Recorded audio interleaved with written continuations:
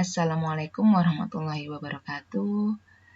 Jumpa lagi pada kesempatan kali ini kita akan membahas kembali siklus akuntansi perusahaan jasa. Di mana pada hari ini kita akan masuk ke episode ke-6, yaitu laporan keuangan. Wah, sudah hampir selesai kita ya. Nah, seperti yang sudah pernah dibahas sebelumnya, di video-video saya sebelumnya, kita sudah melewati 5 episode, sekarang kita akan memasuki episode ke-6.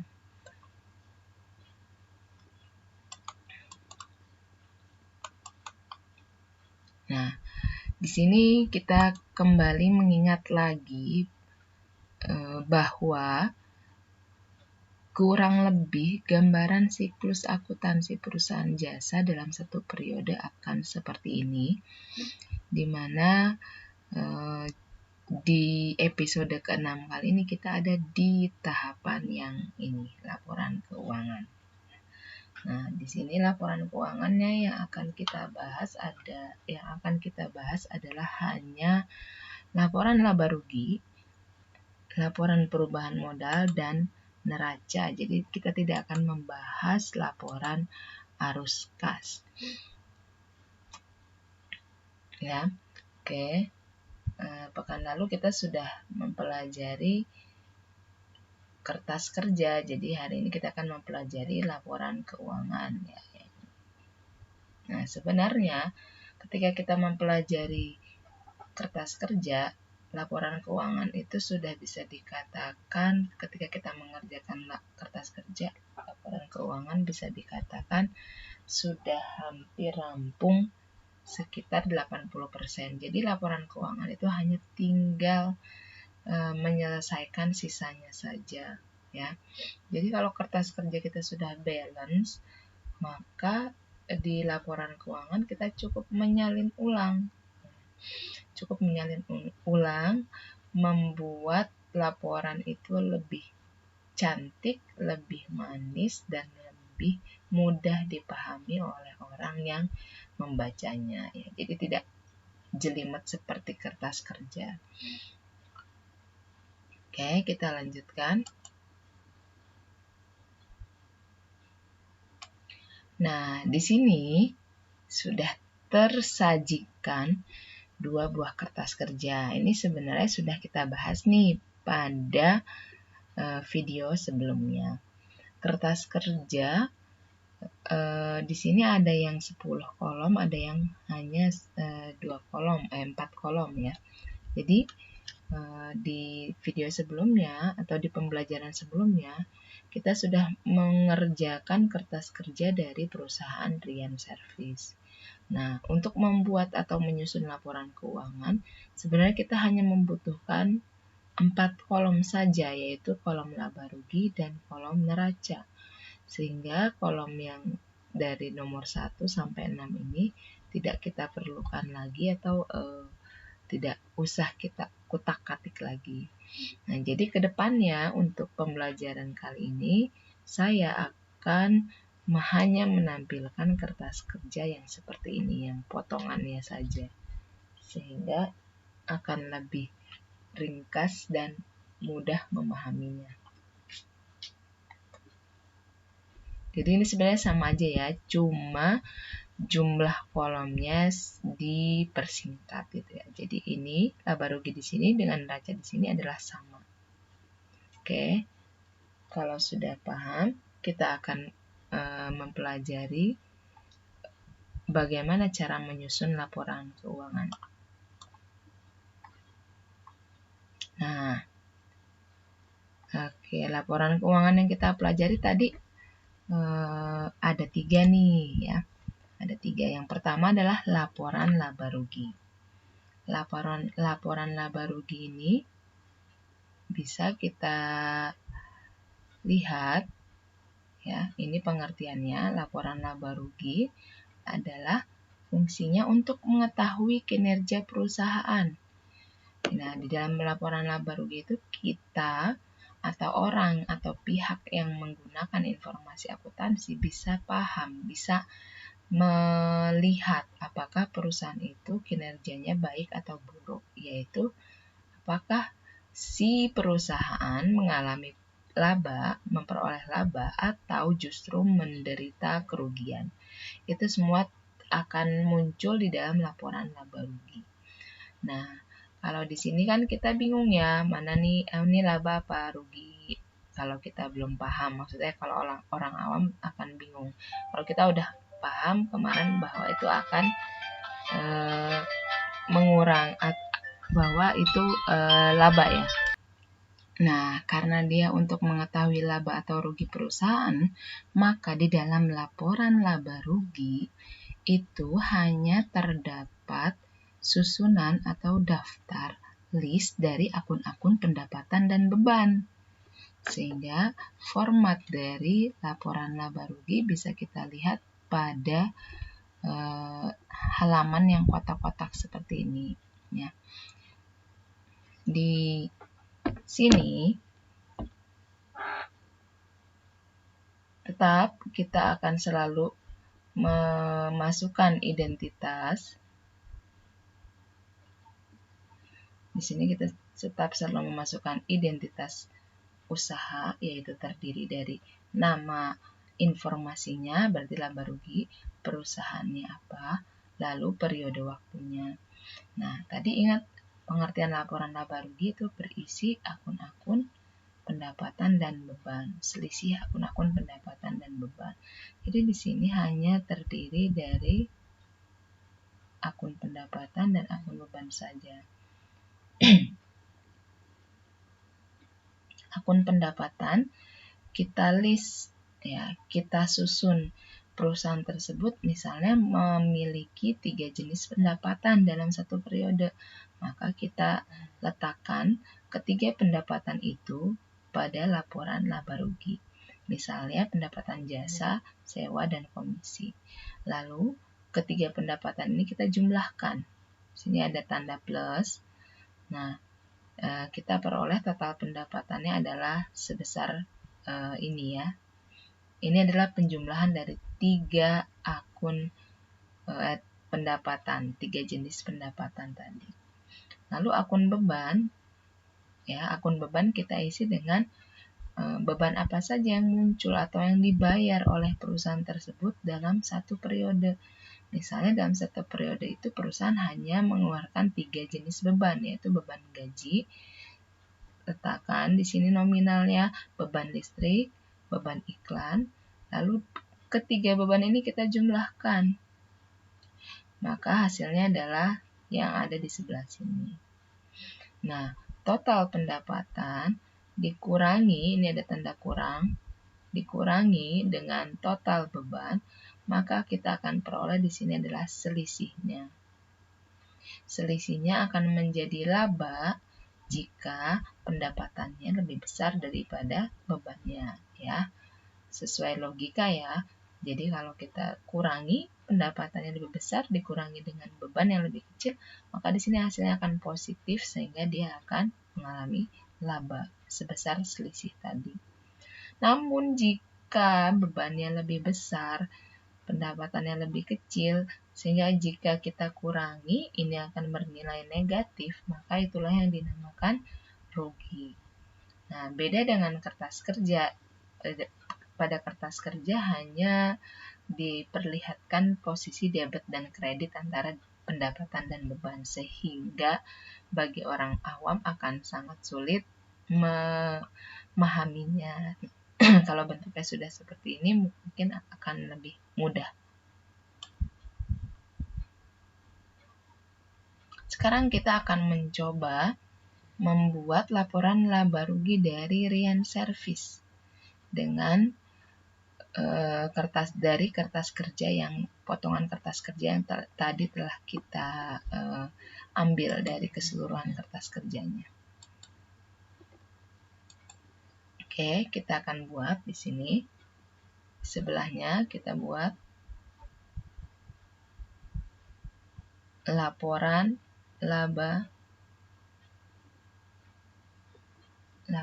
laba rugi. Oops.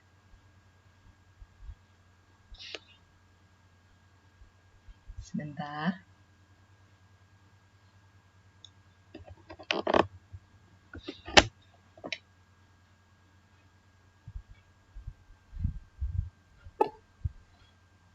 Laporan laba rugi, ya. Nah, di sini perusahaannya kita katakanlah Rian Service. Ya, periodenya adalah 31 Desember 2009. Oke, sudah kita buatkan judul atau identitasnya. Sekarang kita akan memindahkan akun-akun. Jadi cara membuatnya, menyusunnya adalah akun-akun yang ada di kolom laba rugi, semuanya kita susun dalam laporan laba rugi. Nah, mudah ya. Nah, di sini yang kita berarti semua kan kemarin udah kita golongkan. Nah, yang akan kita masukkan adalah pendapatan dan beban. Pendapatan kita lihat hanya ada satu. Maka kita cukup tuliskan di sini ya, untuk akun pendapatan ya, Rian Service hanya memiliki satu pendapatan, yaitu pendapatan jasa. Maka kita tuliskan di sini pendapatan jasa sebesar 1.900. Ya, jadi nggak usah ditotal lagi ya, karena hanya ada satu. Sekarang yang akun bebannya. Ini akun pendapatan, sekarang akun bebannya. Akun bebannya ada lumayan banyak nih. Ada 1, 2, 3, 4, 5, 6. Ada 6 buah. Jadi semua yang di laba rugi ini pasti adalah akun pendapatan dan beban. Jadi tinggal dipindahkan saja. Beban gaji, di sini kita tuliskan beban gaji. Beban gajinya jumlahnya berapa? 550. Lalu beban sewa sebesar 50. Beban sewanya 50. Lalu yang ketiga, beban iklan 30. Beban iklan 30. Yang keempat adalah beban listrik 40. Beban listrik 40.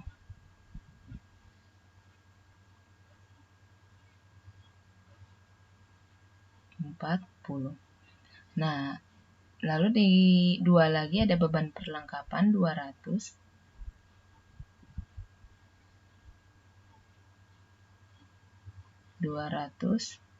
Terakhir beban penyusutan peralatan 150. Beban penyusutan peralatan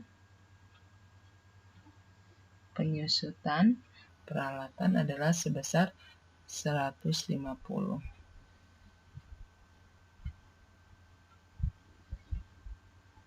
Nah, ini semua kita jumlahkan. Semua beban ini akan kita jumlahkan. Sama seperti format yang di sebelah kiri. Ya, maaf ini terhapus terus nih, kena tergeser tangan saya. Nah, ini kita jumlahkan. Total bebannya adalah kita tuliskan di sini total beban. Kita jumlahkan lalu taruh di sebelah sini. Kalau kita lihat berapa jumlahnya? 1.020.000 dalam ribuan rupiah. Nah, berarti total pendapatannya 1.900, total bebannya 1.020.000. Maka kita kurangi. Lebih banyak pendapatan, berarti selisihnya adalah 880.000. Berarti kalau lebih banyak pendapatan, maka namanya bukan rugi, tapi laba usaha sebesar 880. Oke, kita lanjutkan. Nah, sekarang laporan keuangan yang kedua nih. kita akan membahas laporan perubahan modal. Laporan perubahan modal berisi perubahan modal perusahaan dalam satu periode akuntansi. Apakah modal di awal mengalami perubahan atau justru mengalami penurunan. Nah, jadi maksudnya modal awal sama modal akhir itu adalah kalau modal awal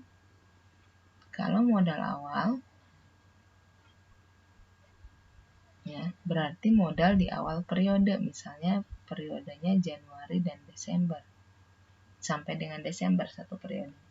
Berarti modal awal itu adalah modal di Januari. Sedangkan di Desember modalnya menjadi modal akhir. Ya. Jadi modal awalnya Januari modal. Nah, di Januari modal dimiliki disetorkan oleh pemilik, lalu dalam 1 tahun atau 1 periode modal itu mengalami perubahan, ya kan? Karena apa saja? Karena ada setoran atau ada penarikan yang kita sebut prive, atau justru karena kita memperoleh laba atau rugi, yang mana laba atau rugi ini dipengaruhi oleh besarnya masing-masing pendapatan dan beban. Sehingga ada 4 nih yang mempengaruhi modal: setoran, penarikan atau prive, pendapatan, dan beban. Maka di sini pasti modal mengalami perubahan di dalam 1 tahun ini. Apakah ketika dia berubah karena ada penarikan atau prive, atau ada setoran, atau ada laba atau pendapatan yang lebih besar, ataupun karena rugi atau beban yang lebih besar daripada pendapatan. Nah, kalau tadi kita ingat-ingat laporan laba rugi Rian Service laba 880 ya. Berarti kalau laba, maka kita akan menggunakan format laporan laba rugi yang seperti ini. Namun, jika perusahaan kita hitung laba ruginya, kita susun laporan keuangan, hasilnya adalah rugi, maka kita menggunakan menggunakan laporan perubahan modal yang formatnya seperti ini. Nah, sekarang kita buat ya, karena dia laba, kita gunakan laporan yang seperti ini. Kita buatkan laporan perubahan modalnya. Ya. Ini akan disingkat laporan perubahan modal, lalu kita buatkan nama. Oke, kita akan ulangi. Jadi kita akan buat laporan perubahan modal. Di sini kita tuliskan laporan perubahan modalnya, identitasnya. Kita buat laporan perubahan modal Rian Service.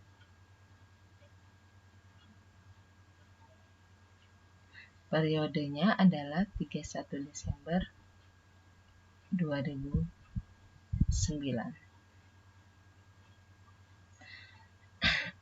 Oke, kita akan masukkan di sini ada modal awal. Modal awalnya adalah modal yang ada di sini, 7.100.000. Ini adalah modal awal. Kita taruh di sini 7.100.000. Lalu karena perusahaannya laba, kita tuliskan di sini laba. Tadi labanya adalah sebesar 880.000. Nah, prive di sini kita lihat, kita tuliskan prive, kita masukkan angkanya. Prive-nya itu adalah 200.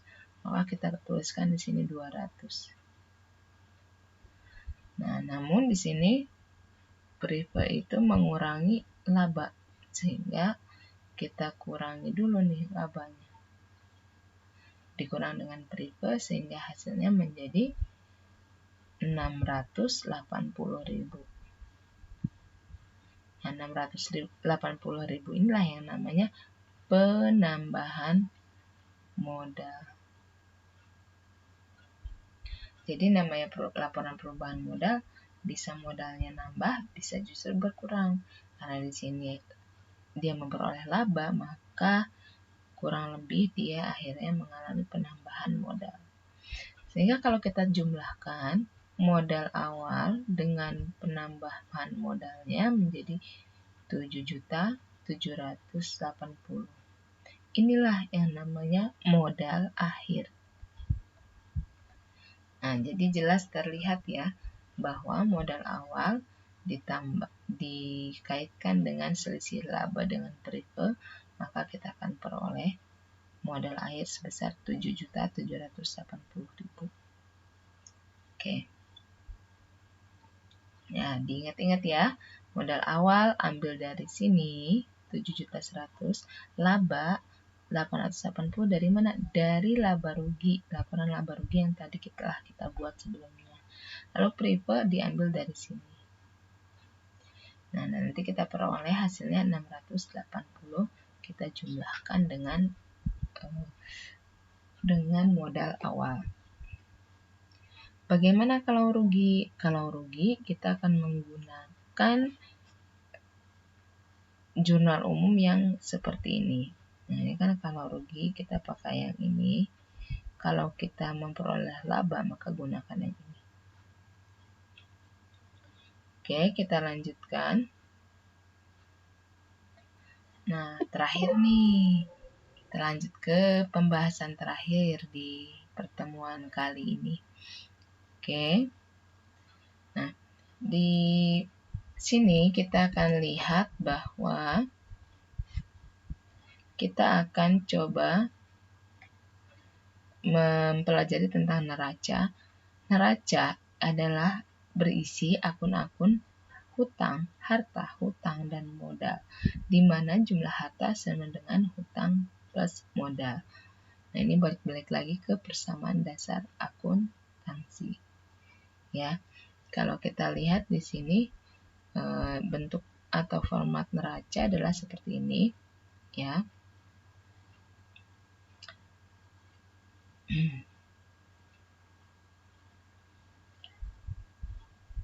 Formatnya seperti ini, ada identitas. Di sini sebelah kiri adalah akun harta, semuanya dikelompokkan di sini. Lalu di sini adalah akun hutang, di sini akun modal.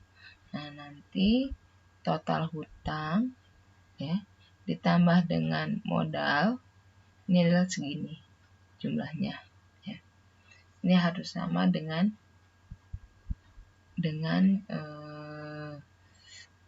harta atau total hartanya. Ya. Nah, jadi mudah bukan? Hanya saja kalian harus berhati-hati di dalam akumulasi penyusutan aktiva tetap. Di sini kita punya satu nih contoh soalnya ya. Ada peralatan dan ada akumulasi penyusutan peralatan. Sehingga di sini seperti biasa kas, piutang, beban asuransi dibayar di muka, lalu perlengkapan. Nah, di sini ada peralatan. Namun peralatannya memiliki akumulasi penyusutan. Jadi, harus kita kurangi nilai peralatannya. Peralatannya dikurangi dengan akumulasi penyusutannya. Sehingga kita peroleh jumlah yang ini. Ya. Lalu kita jumlahkan dengan kios, maka hasilnya adalah misalnya A. Sehingga nanti di sini hasil akhirnya ini juga harus sama-sama A. Ya. Kalau tidak sama berarti curiga. Ada apa nih? Kenapa salah? Kenapa tidak sama? Ya. Oke. Nah, sekarang kita akan coba buatkan neraca atau kertas kerja. Neraca atau balance sheet ya, nama lainnya dari neraca. Kan kita lihat dari Rian Service ini ya. Oke, bentar ya. Nah, sekarang kita akan membuat neraca. Oke, di sini kertas kerjanya seperti ini, Rian Service, masih Rian Service. Kita buat secara manual. Oke, kita tuliskan di sininya adalah laporannya namanya neraca. Ya. Oke, dari Rian Service, periodenya 31 Desember 2009. Nah, sekarang kita akan memindahkan semua akun harta. Kita lihat di sini akun-akun hartanya adalah yang pertama ya, kas sebesar 1.410, kas 1.410, lalu ada piutang usaha 1.250, piutang usaha 1.250, lalu ada perlengkapan 425,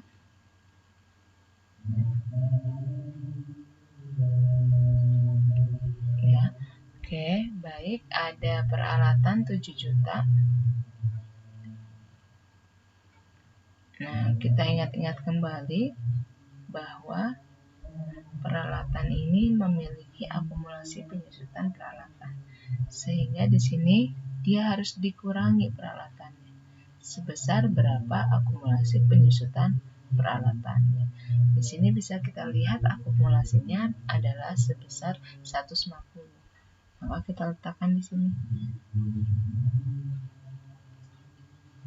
Oke. Nah, setelah kita letakkan, nah di sini peralatannya kita kurangi. Sebentar.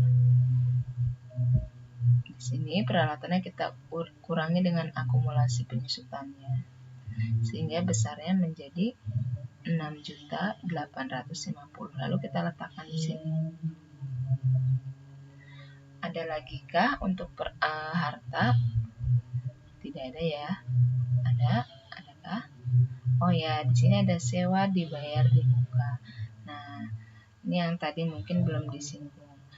Beban sewa dibayar di muka, walaupun ada kata-kata beban, tapi dia sesungguhnya bukan merupakan beban, tapi merupakan harta atau piutang. Biasa disebut orang sewa dibayar di muka. Maka dia tergolong harta. Ya.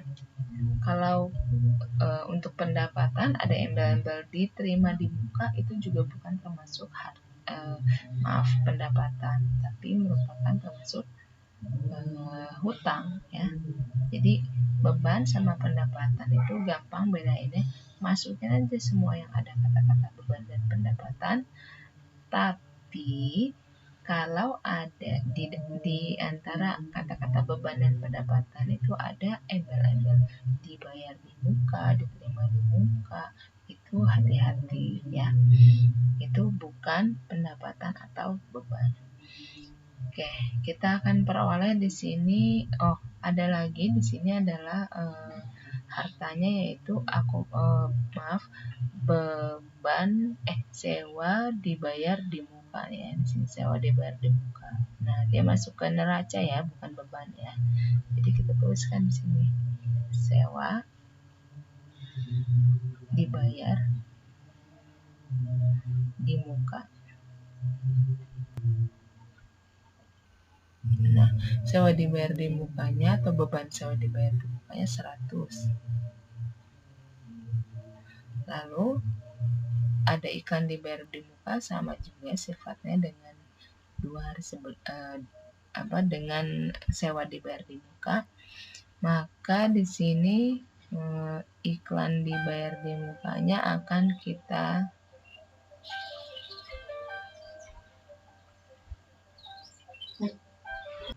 sewa dibayar di mukanya akan kita tuliskan di sini sebesar 100. Lalu dia terhapus lagi.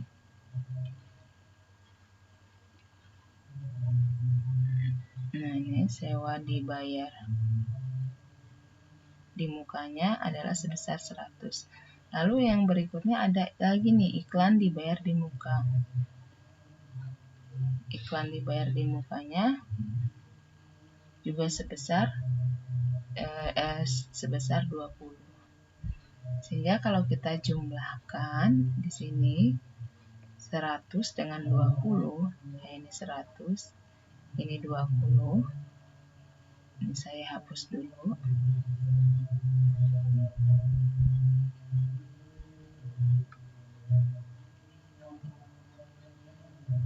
Oke. Nah, ini akan kita jumlahkan. Kalau kita jumlahkan, berapa hasilnya? Ya, berapa? 1.410. Kita jumlahkan dari atas ke bawah, ini hasilnya 5. Terus berapa ini? 8, 15, 1,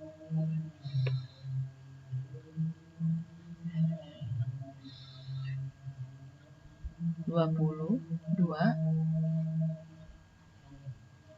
Nah, kalau kita lihat ini hasilnya adalah 10.055 ya.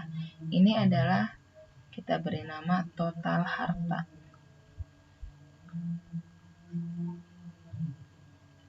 Ya. Lalu neracanya kita buat di sebelahnya adalah hutang. Hutang kita lihat ada sebesar 2225. Sini kita tuliskan hutang usahanya 22, hutang usahanya 2225. Oke. Nah, mana lagi? Apakah ada yang tergolong kategori hutang? Lihat kita ke bawah. Di situ ada hutang gaji sebesar 50. Kita tuliskan di sini. Hutang gaji sebesar berapa? 50.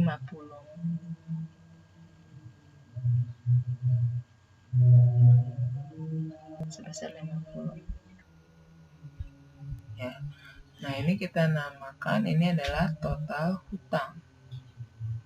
Total hutangnya adalah 7.000. Ya, berikutnya kita akan menghitung modal. Nah, perlu ini adalah bukan 7.100.000 ya, bukan 7.100.000, tapi modal akhir yang sudah kita cari pada pembahasan sebelumnya. Modal akhirnya tadi berapa? Kita lihat dulu ke atas ya. Modal akhirnya tadi ada di angka, nah ini modal akhir. Modal akhirnya ada di angka 77.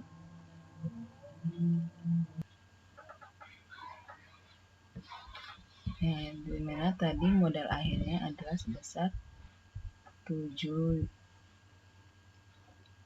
Tadi kita tampilkan dulu 7.780.000. Sehingga di sini saya akan tuliskan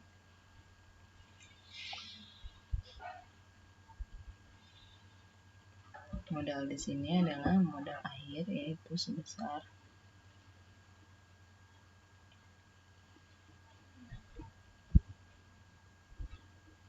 7.780.000. Nah, total hutang kita jumlahkan dengan modal, maka dia akan menjadi jumlah hutang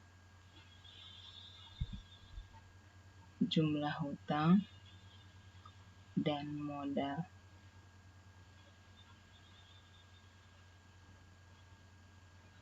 Nah, kita tambahkan, ini adalah 5, 10, 1, 10, 10.055. Nah, kita akan cek di sini total harta jumlahnya sama dengan 10 dengan jumlah hutang dan modal. Nah, jadi seperti ini neracanya. Ya, mungkin sekian pembelajaran pada kali ini. Terima kasih atas atensinya. Semoga ada yang nyangkut untuk pembelajaran akuntansi kali ini. Terima kasih. Assalamualaikum warahmatullahi wabarakatuh.